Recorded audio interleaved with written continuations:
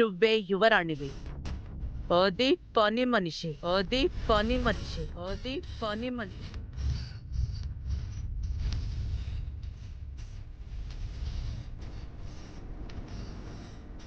ఈ రోజుతో రోజాకి పట్టాభిషేకం పూర్తయింది, యువరాణయ్యింది. Now she's a princess.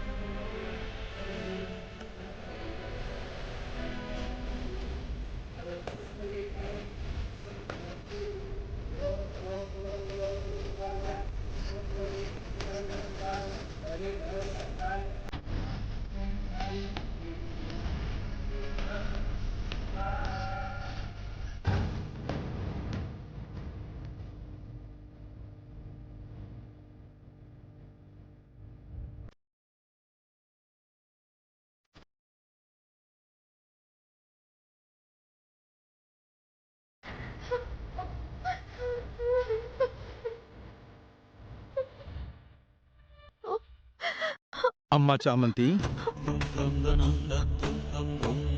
ఏంటమ్మా ఇది? సత్య ప్రామాణికంగా చెప్తున్నాను గురువుగారు, నేను కావాలని ఆ సింహాసనం మీద కూర్చోలేదు. పొరపాటున జరిగింది. కాలు జారి అనుకోకుండా దానిపైన పడిపోయాను. ఆడించేవాడి ఆటలకు అర్థాలు మానవ మాతృలకు అర్థం కావమ్మా. పొరపాటున పడ్డావని నువ్వంటున్నావు, కావాలని పడ్డావని రమాదేవి అంటోంది. ఆ పైవాడి లీలలని నేనంటున్నాను. చెప్పాను గదా తల్లి, నీది మామూలు జాతకం కాదు, మహర్జాతకం. ముందు ముందు నీ వల్ల ఎన్నో గొప్ప కార్యాలు జరగబోతున్నాయి.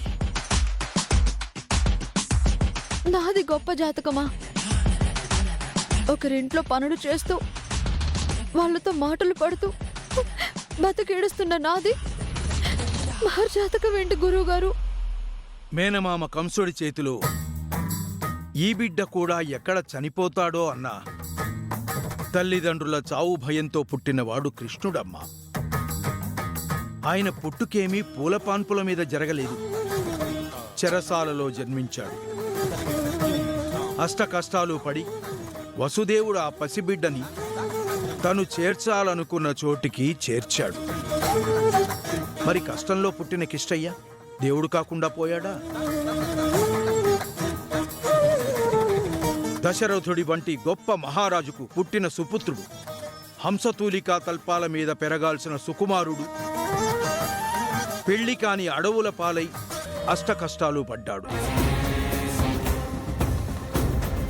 కష్టపడ్డాడని ఆ రాముడేమైనా దేవుడు కాకుండా పోయాడా? దేవుడే కష్టపడినప్పుడు మనుషులు కష్టపడటంలో ఆశ్చర్యమేముందమ్మా?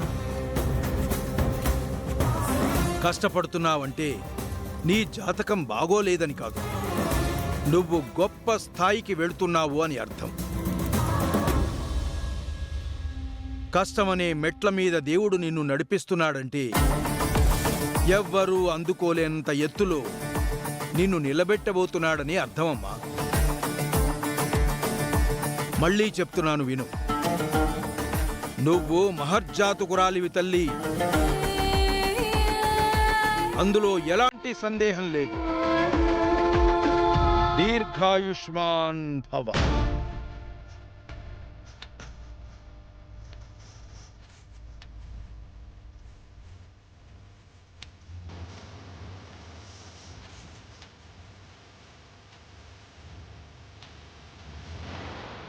గురువుగారు ఏంటి ఇలా చెప్తున్నారు? నేను నేనేమో రాజుగారిని రాణిగారిని కోల్పోయాను. పుట్టిన గడ్డకి దూరం అయ్యాను. ఎవ్వరికీ తెలియకుండా అమ్మతో కలిసి ఇక్కడ తలదాచుకుంటున్నాను. అక్క చూస్తేనేమో ఇలాంటి పనులు చేస్తుంది. నా జాతకం ఎలా మంచిదవుతుంది?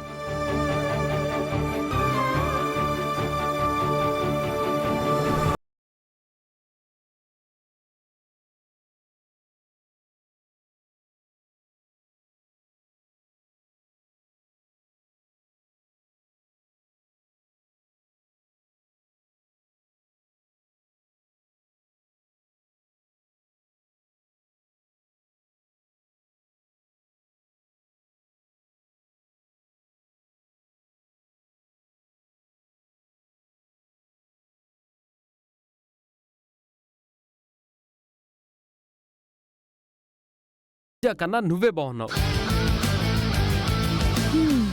నిజంగానే యువరాణిలా ఉన్నావు. ఆ సింహాసనంలో నువ్వే శాశ్వతంగా కూర్చుంటే ఇంకా బాగుంటుంది. నువ్వు ఇలాంటివన్నీ భలే చెప్తావు డ్రైవర్ బాబు. పొరపాటున కూర్చున్నందుకే చంప పగిలింది. ఇంకా పర్మనెంట్ గా కూర్చోవడం ఒకటా? సరే సరే, నువ్వెక్కడే ఉంటే ఇవన్నీ ఆలోచిస్తూ కూర్చొని బాధపడుతుంటావు. కానీ నువ్వు నాతో రా. ఎక్కడికి? చెప్పాను కదా, ఒక పెద్ద ఆయన్ని హాస్పిటల్లో జాయిన్ చేశానని. ఆపరేషన్ ప్రాసెస్ నడుస్తోంది. డాక్టర్తో మాట్లాడాలి. కానీ దానికి నేనెందుకు డ్రైవర్ బాబు? ఇక్కడిలా కూర్చొని బాధపడే కంటే నాతో పాటు బయటికి వస్తే నీకు మైండ్ ఫ్రీ అవుతుంది. నేను వెళ్ళిన పని పూర్తవుతుంది. ఓహో వద్దు బాబు, మళ్ళీ అమ్మగారు పిలుస్తారేమో. తిట్టిన వెంటనే అమ్మగారు పిలవరు, అది బేసిక్ లాజిక్. కనిపిస్తే మళ్ళీ తిడుతుంది కాబట్టి. కనిపించకుండా ఉండడం ఇంకో లాజిక్. ఇంకేం మాట్లాడకుండా పద పద.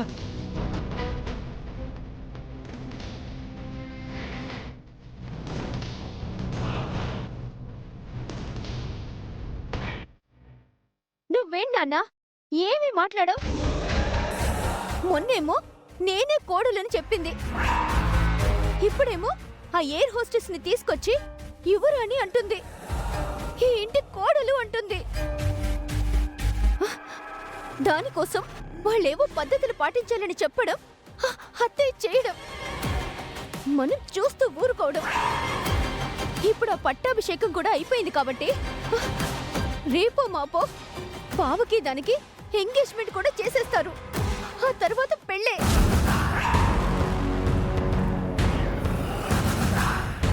బావ దగ్గర పనిచేసేది తన పెళ్ళమైతే మరి ఈ ఇంటి మేనకోడల్ని నేనేమవ్వాలి?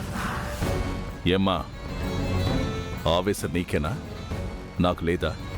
మరి ఏం చేస్తున్నావు నాన్న? అక్కడ ఇంత జరుగుతుంటే నువ్వేం మాట్లాడట్లేదుగా? ఆవేశపడితే ఏమొస్తుంది? ఇలాంటప్పుడే ఆలోచించాలి. మీ నాన్న ఇప్పుడు ఆ ఆలోచనలోనే ఉన్నారు. అవును, మీరు ఆలోచిస్తూనే ఉండండి. ఈలోపు దానికి బావతో పెళ్ళైపోతుంది. ఆ తర్వాత నేను ఏడుస్తూ కూర్చుంటాను. అప్పటికి కూడా మీరు ఆలోచిస్తూనే కూర్చోండి. నువ్వేడ్చే పరిస్థితి ఎందుకు తీసుకొస్తానమ్మా? ఇప్పుడున్న పరిస్థితుల్లో మనమేం మాట్లాడద్దు. మనమేం మాట్లాడినా మీ అత్తకు నచ్చదు. ఆ రాజమణిహారం మీ అత్తయ్యకెంత ముఖ్యమో నాకు బాగా తెలుసు. అయినా ఇప్పుడేం జరిగిందని నువ్వంత కంగారు పడుతున్నావు? ఆ అమ్మాయికి పట్టాభిషేకం మాత్రమే చేశారు. ఇంకా జరగాల్సిందే చాలా ఉంది కదా. అవునే, పట్టాభిషేకం చేసి నెత్తిన కిరీటం పెట్టినంత మాత్రాన పెళ్ళైపోయినట్టు కాదు. వాళ్ల పద్ధతులు, ఆచారాలు, పరీక్షలు ఇంకా చాలా ఉన్నాయని చెప్పారు కదా. వాటన్నిట్లోనూ అది నెగ్గాలి. వంశాచార్యులను మెప్పించాలి. తను అసలైన సిసలైన రాజవంశీకురాలని నిరూపించుకోవాలి. ఆ తర్వాత కదా నిశ్చితార్థమయ్యేది, పెళ్ళయ్యేది, ఈ ఇంటికి కోడలయ్యేది. వాళ్ళు చెప్తున్న పరీక్షలన్నీ వింటుంటే అవన్నీ నెగ్గటం అంత సులభం కాదని అర్థం కావట్లా? ఏమో జరిగిందంతా చూస్తుంటే బావ నాకెక్కడ దక్కడోనని నాకు భయం వేస్తుంది. చూస్తూ ఊరుకున్నాను కదా అని అన్నింటికీ ఊరుకోను కదమ్మా. నేను అవకాశం కోసం చూస్తున్నానంతే. నిజంగా నేను కాదని నా చెల్లెలు ఎవరినో నా అల్లుడికిచ్చి పెళ్లి చేస్తుంటే చూస్తూ ఊరుకుంటానా? చక్రం తిప్పేయను. ఆ చక్రం ఏదో ఇప్పుడే తిప్పేయచ్చు కదా.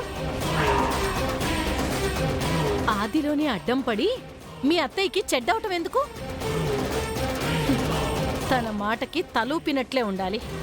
అవసరమైన చోట అడ్డుపడాలి. అది ఎప్పుడు ఎక్కడా అనేది మీ నాన్నకి నాకు బాగా తెలుసులే, కానీ నువ్వు జరిగేది నిశ్చింతగా చూస్తూ ఉండు. అంతేకాని టెన్షన్ పడకు, సరేనా?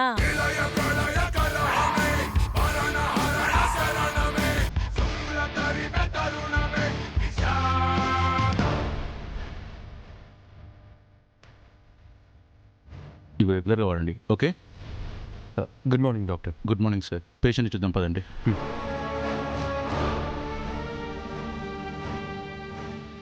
చామ్, నువ్వు ఇక్కడ కూర్చో.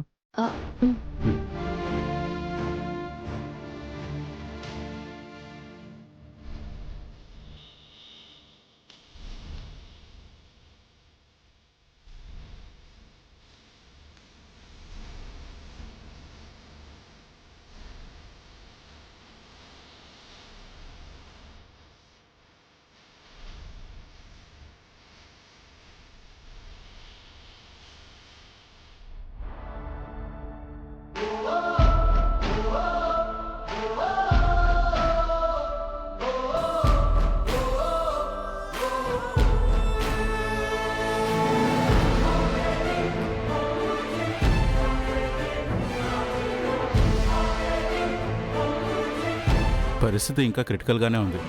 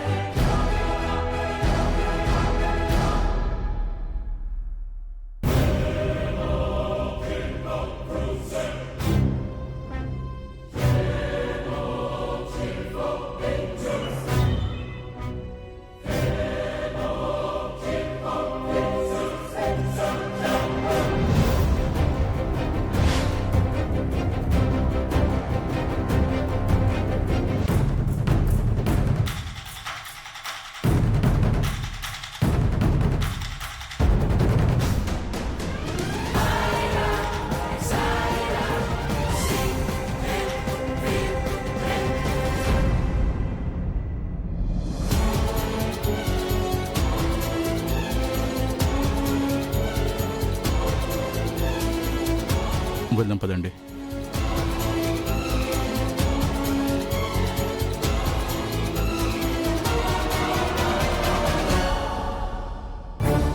చామ్, నేను ఇప్పుడే వస్తాను.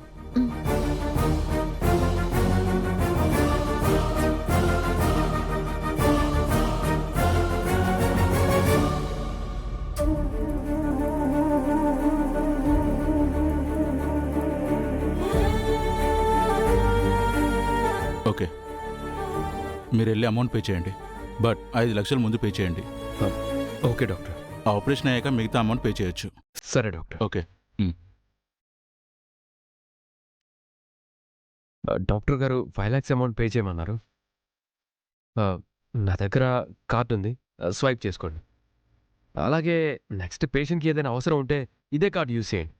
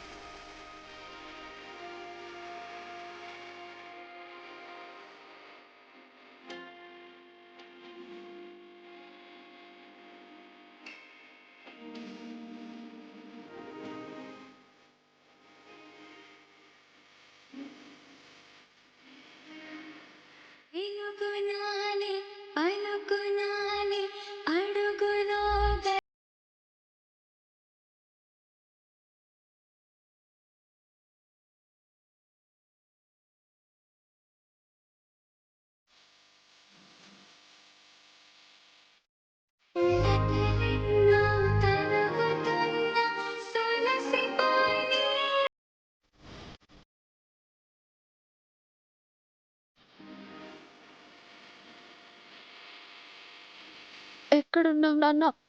నీకు ఎన్నిసార్లు కాల్ చేసినా కలవడం లేదు. ఏమైపోయావు నాన్న?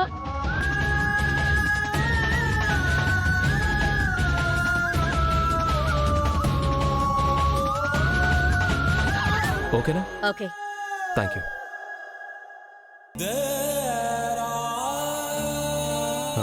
చామ్,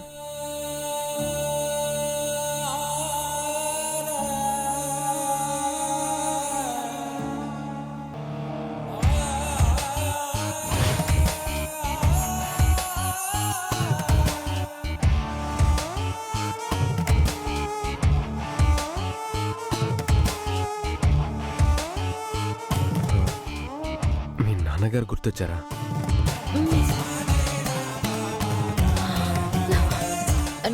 డ్రైవర్ బాబు,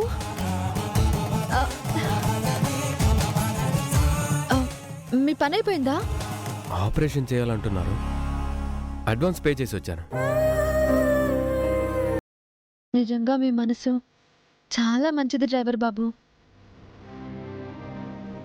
అడిగితేనే సహాయం చేయని ఈ రోజుల్లో ఎవరో తెలియని మనిషి కోసం ఇంత కష్టపడుతున్నారు. మిమ్మల్ని ఆ దేవుడు చల్లగా చూస్తాడు. చామ్, ఆశించి ఏదీ చేయకూడదు. మనిషిగా మనం పుట్టింది మన కోసం మాత్రమే కాదు, మన పక్క వాళ్ళ కోసం కూడా. నువ్వు చేసిన సాయం ఇంకో నలుగురికి సాయం చేయడం నేర్పిస్తుంది. మన వల్ల ఒక్క మనిషి బాగుపడ్డాడంటే ఆ ఆనందం ఎన్ని లక్షలిస్తే వస్తుంది చెప్పు? మీలాగే అందరూ ఆలోచిస్తే కష్టపడేవాళ్ళు, కన్నీళ్లు పెట్టుకునేవాళ్ళు అస్సలు కనిపించరు బాబు. సరే, ఇంటి దగ్గర పనుంది కదా, వెళ్దాం.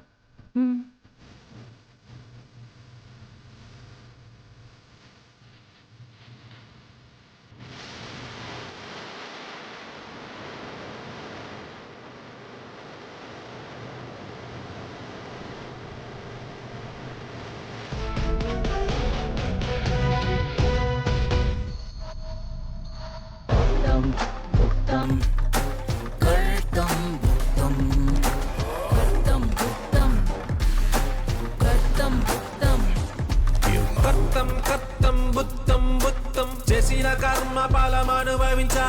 కర్తం కర్తం బుత్తం బుత్తం చేసిన కర్మ ఫలమనుభవించా. जैसा दूसरा नियम का अनुसार युवरानी को सोने से तुलाभार करने पड़ेगा. అమ్మా, మీరు యువరాణి గారిని కోడలుగా చేసుకోబోతున్నారు కాబట్టి రెండవ నిబంధన ప్రకారం యువరాణి గారిని కనకంతో తులాభారం వేయాలి.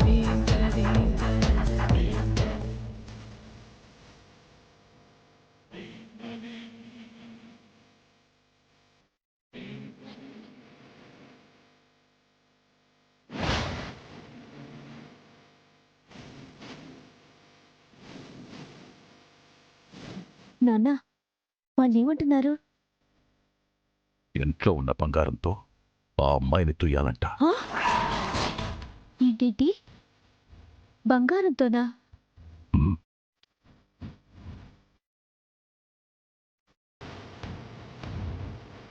ఏమ్మా, మీకది అంగీకారమేగా? అభ్యంతరం ఏముంటుంది? తనని తూయగలిగేంత బంగారం నా ఇంట్లో ఉంది. మరొక్కసారి ఆలోచించుకోండి. యువరాణి గారిని కోడలుగా చేసుకోబోయే కుటుంబం వారు తమ ఖజానాలో ఉన్న కనకంతోనే తులాభారం వేయాలి. ఎట్టి పరిస్థితిలోనూ బయట నుంచి తీసుకురాకూడదమ్మా. ఈ రమాదేవికి అలాంటి అవసరం లేదు, రాదు.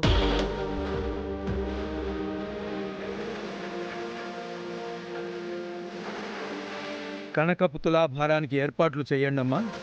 అలాగే గురువుగారు. డ్రైవర్ బాబు, లోపల ఏం జరుగుతుంది? అంతరించిపోయిన అద్భుతాలన్నీ జరుగుతున్నాయి. ఆ రోజాని బంగారంతో తులాభారం వేయాలంట. అదంతా చూడడం కంటే బయట ఉండడమే బెటర్.